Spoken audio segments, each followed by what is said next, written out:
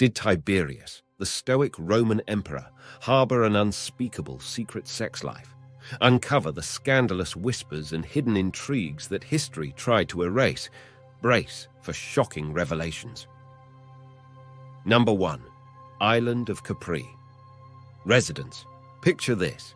Tiberius, the Stoic Roman emperor, trading his laurel wreath for a lei, sipping wine on the sun-soaked cliffs of the island of Capri. But hold on, was he really just there for the view? Ever wondered what a Roman emperor does for a wild vacation? Forget chariot races. We're talking about Tiberius cranking up the party on Capri. This wasn't your typical Airbnb booking. It was more like an all-inclusive, toga-clad extravaganza. Now, the island itself is stunning, with its azure waters and breathtaking landscapes. But rumor has it, Tiberius wasn't just there for the scenery. He was turning Capri into the Vegas of ancient Rome. Was he trying to out-party Bacchus, the god of wine and revelry?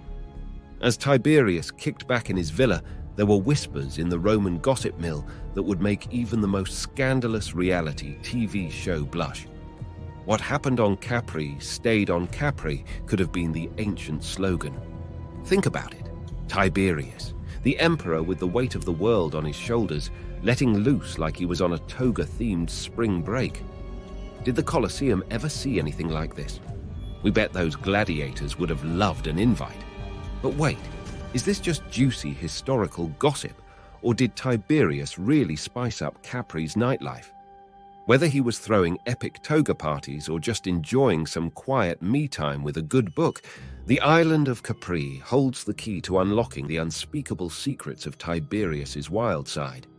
Number 2. Alleged orgies. Picture this. The year is whatever BC or AD, who's counting anyway, and we find ourselves on the scandalous shores of the island of Capri. Tiberius, the Stoic emperor with a poker face sharper than Julius Caesar's salad fork, apparently decided that the toga wasn't just a fashion statement, but also a dress code for some unforgettable nights. Rumors, legends, and possibly a few chariots racing to spill the tea have it that Tiberius wasn't just enjoying the Mediterranean view during his Capri escapades. Nope.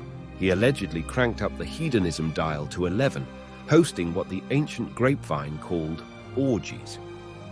Now, we're not talking about the toga-wearing, grape-eating, philosopher kind of gatherings, though those might have happened too.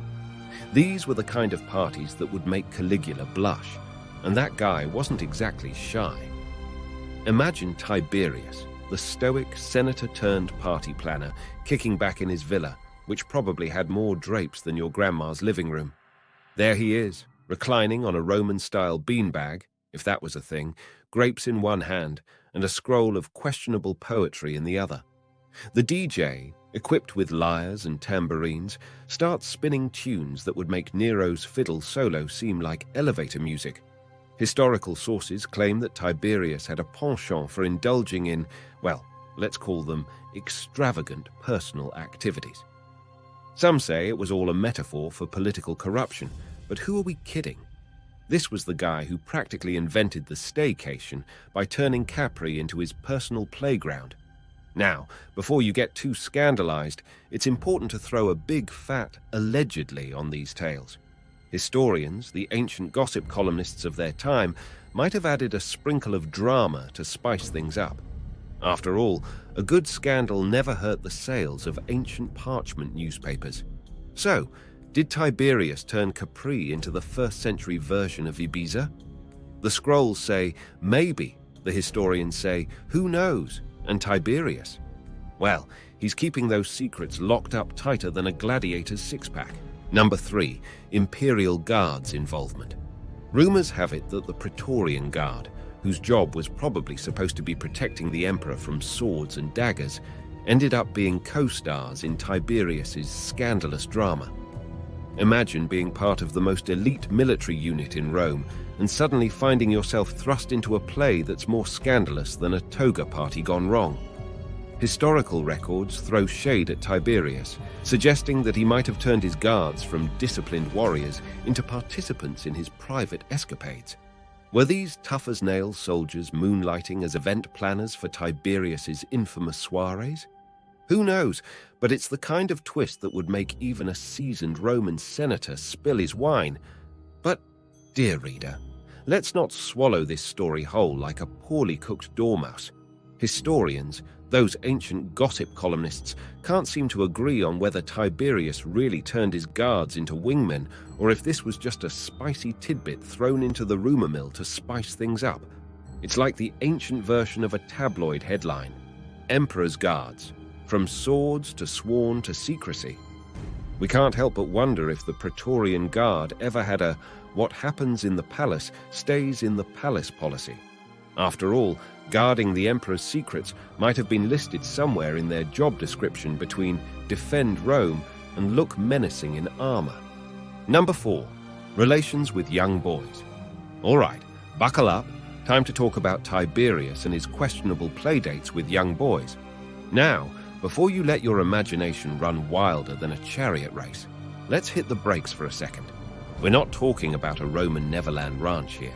We're talking about some ancient historical telephone game where one guy whispers something to another, and by the time it gets to the 10th person, Tiberius is throwing toga-themed kiddie parties.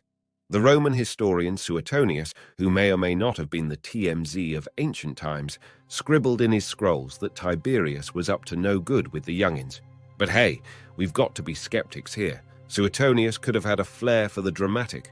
We've got to consider that back then. Things were a bit different.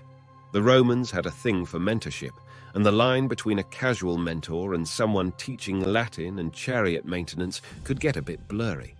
Tiberius might have been the OG tutor, passing on his wisdom like a Roman Yoda, minus the pointy ears. But hold on, before you raise that eyebrow higher than a Roman aqueduct, we're not dismissing the seriousness of inappropriate behavior. We're just saying that the ancient tabloids might have been exaggerating a bit, like a Roman fisherman bragging about the size of his catch.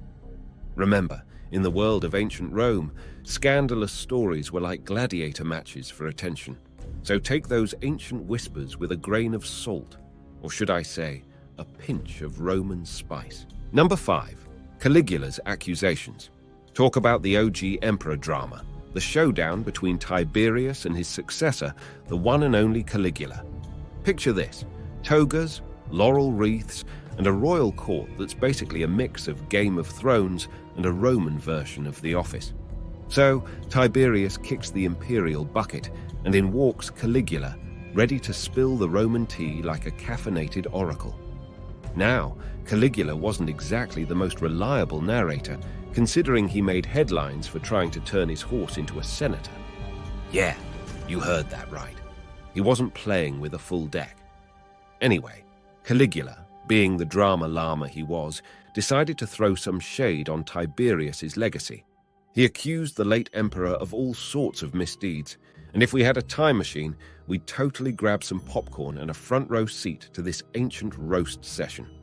Caligula claimed Tiberius was the emperor of debauchery, the sultan of scandal, and the king of, well, let's keep it PG-13. He alleged that Tiberius had a VIP pass to all the wildest orgies in the empire. Now, whether this was a fact or just Caligula trying to make his predecessor look like the ancient Hugh Hefner, we may never know. But wait, there's more. Caligula wasn't just satisfied with calling out Tiberius for his party habits. He went all in, accusing the late emperor of being a regular at the Roman version of Love Island, with a side gig as the bachelor handing out roses or laurel wreaths in this case. Now, let's hit pause for a moment. Was Caligula spilling the beans because he genuinely believed Tiberius was the Roman playboy of the century? Or was this just a case of a power-hungry successor trying to outshine the old man and throw a few metaphorical chariot wheels under his legacy? The plot thickens, my friends.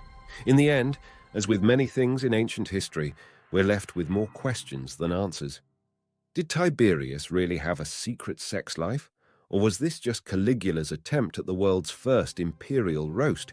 Share your thoughts in the comment section. And as always, thanks for watching.